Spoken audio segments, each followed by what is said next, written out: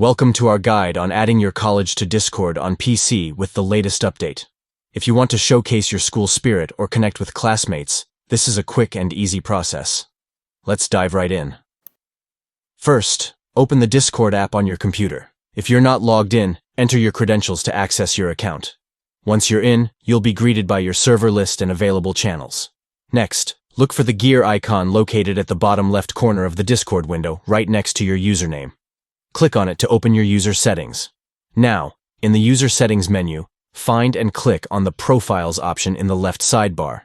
This is where you can manage your personal information and customize your profile. Scroll down until you see the About Me section. This is the perfect spot to add some details about yourself, including your college. Type in the name of your college here, and feel free to add a little flair if you want. Once you're satisfied with what you've written, don't forget to click on the Save Changes button at the bottom of the page.